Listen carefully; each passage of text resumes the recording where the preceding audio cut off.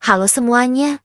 Di video kali ini, aku bakal bawain sebuah cerita manhwa yang berjudul Eternally Regressing Knight, menceritakan seorang prajurit yang gak punya kemampuan khusus tapi pantang menyerah. Prajurit kita ini bernama Encrit. Dia ini punya mimpi ingin jadi knight atau kesatria sejati yang bisa ngehentiin perang. Namun masalahnya dia ini gak punya kemampuan khusus sama sekali. Bahkan dengan pengalaman dia yang sudah puluhan tahun di dunia perang, kalah sama anak 12 tahun yang baru megang pedang 6 bulan lalu. Tapi bukannya putus asa atau nyerah dia, malah berlatih lebih keras untuk mencapai tujuannya. Dan beberapa tahun kemudian, dia tugasin buat jadi komandan perang. Namun sayangnya di perang ini dia mati. Tapi karena si Encrit ini MC dia hidup lagi, dan ngulangin hari itu nyampe 100 kali. Kenapa itu semua bisa terjadi? Karena si Encrit ini mati terus-terusan di hari yang sama dan oleh orang yang sama. Maka dari itu, setiap hari sebelum perang dia berlatih untuk bisa ngalahin si musuhnya tersebut. Biar gak lama-lama, mari kita masuk ke alur ceritanya. Di awal cerita kita diperlihatkan Encrit yang terbangun dari kematian sebelumnya. Ini sudah ke-17 kalinya dia merasakan kematian. Prajurit yang di sebelah Encrit ini, dia bernama Rem. Dikarenakan ini yang ke-18 kalinya dia terbangun dari kematiannya. Dia memberitahu Rem bahwa ada serangga di sepatunya. Rem terkejut dan berasumsi bahwa itu ulahnya si Encrit yang sudah menjahilinya. Kemudian Encrit melihat bangkai serangga itu dengan berkata, "Jika aku melihatnya beberapa kali lagi, apa aku bisa mengakhiri ini?" Flashback sebentar.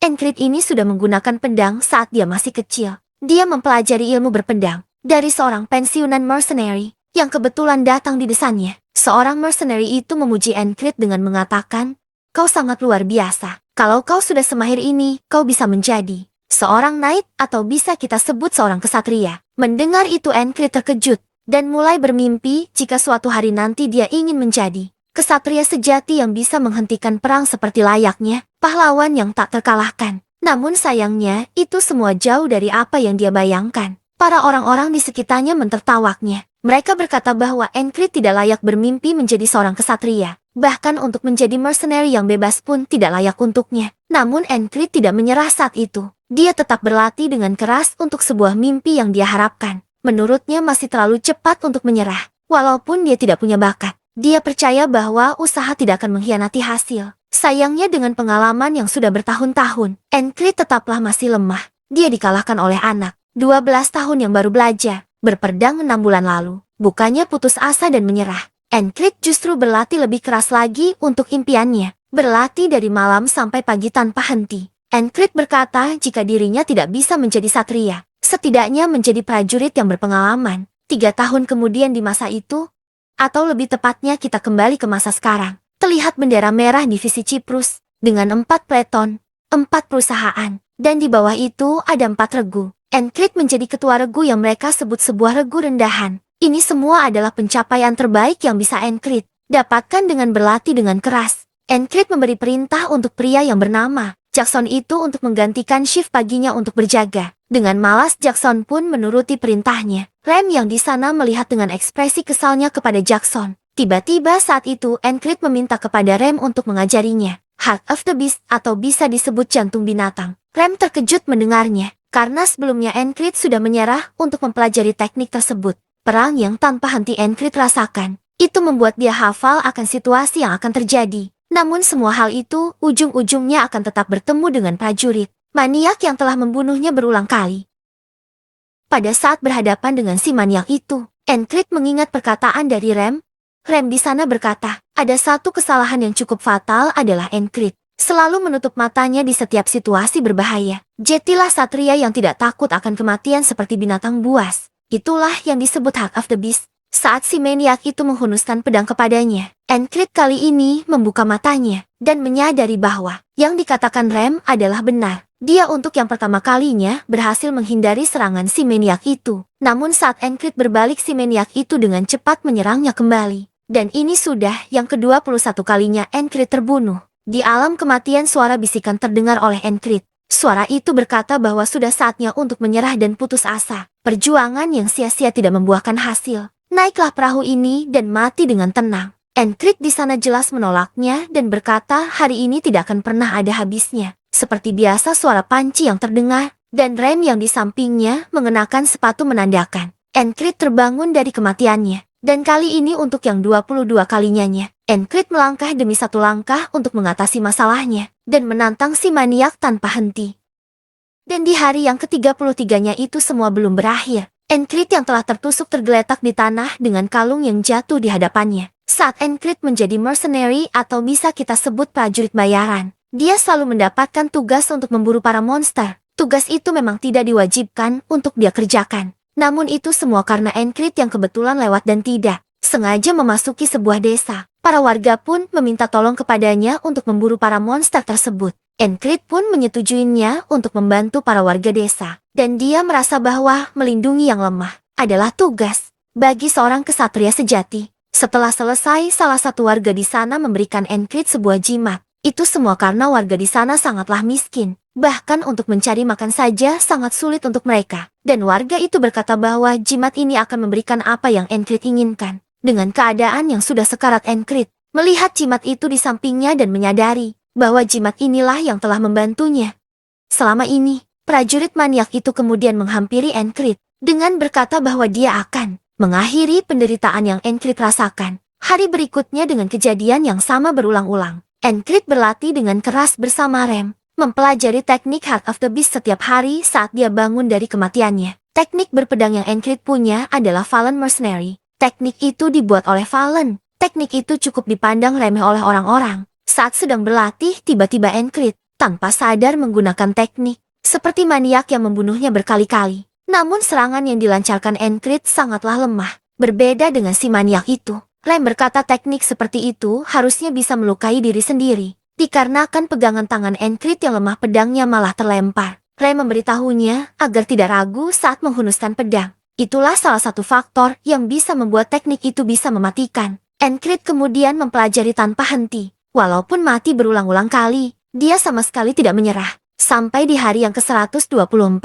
Encrit akhirnya bisa menguasai teknik si maniak itu. Dengan darah yang mengucur di tangannya, dia tersenyum bangga akan kerja kerasnya.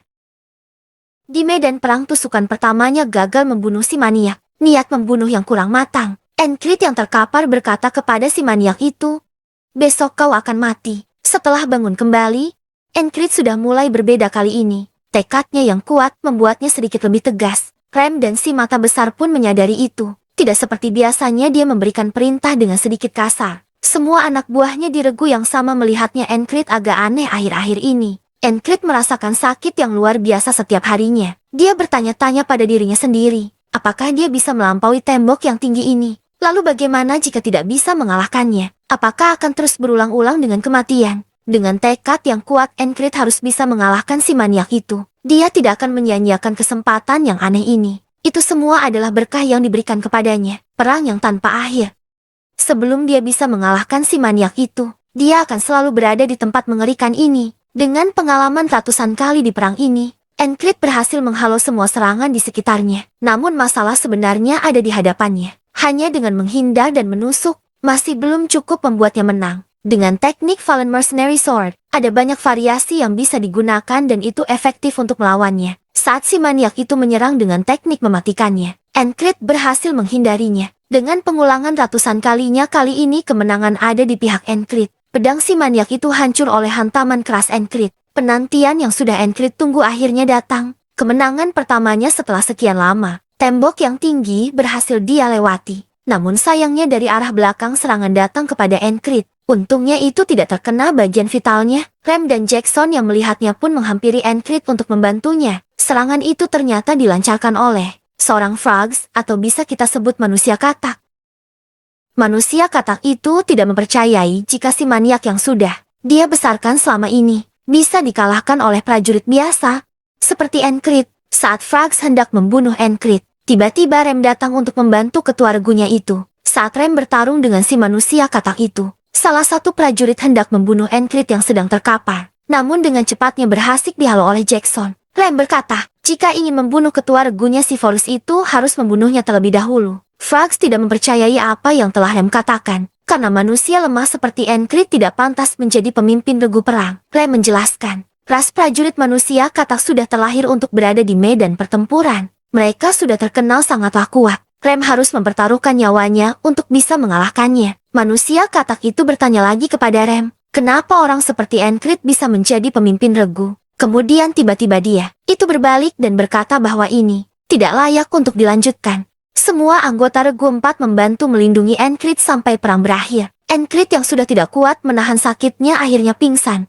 Di alam kematian suara misterius itu terdengar. Akhirnya kau bisa bertahan hidup hari ini. Akan ada tembok yang lebih besar. Takdirmu adalah menyerah dan putus asa. Mendengar suara yang diucapkan oleh orang misterius itu, Encrit berkata bahwa takdirnya adalah untuk menghancurkan tembok besar di hadapannya. Dengan tersenyum, si misterius itu akan tetap menunggu sampai Encrit menyerah dan putus asa. Encrit akhirnya terbangun, tempat yang berbeda dari biasanya. Rem di sebelahnya memberitahunya jika dia sudah tertidur selama 2 hari penuh. Mengingatkannya lagi bahwa serangan terakhir yang mengenainya itu disebabkan oleh manusia katak. Tulangmu tidak ada yang patah. Mungkin kepalamu terguncang parah saat itu. Kau ingat aku teman baikmu selamanya kan? Encrit menjawab. Dia tidak pernah menganggap seorang hunter bangsawan adalah temannya. Dengan terkejut Rem langsung menutup mulut dari Encrit. Ternyata kita di sini tahu kenapa Rem sangatlah kuat. Yang ternyata dia adalah seorang hunter bangsawan. Anggota regunya satu demi satu menjengkunya. Dari mulai Rem, si mata besar, Jackson memberinya obat yang biasa dia gunakan setelah perang. Audin yang mendoakan keselamatannya. Dan anggota terakhir adalah Ragnar. Mereka semua ternyata sangat menghormati Encrit sebagai ketua regunya. Walaupun Encrit lebih lemah dari mereka, mereka tetap mengkhawatirkan keselamatan ketuanya itu. Encrit berkata, selain dia, ada 2 prajurit lain di tenda pengobatan. Komandan regu dari unit lain yang biasanya mencari gara-gara dengan Encrit. Dan yang satunya Encrit tidak mengenalnya. Saat itu, seorang wanita dengan kuping yang panjang datang menghampiri tenda. Dia bertanya, siapa ketua dari regu 444?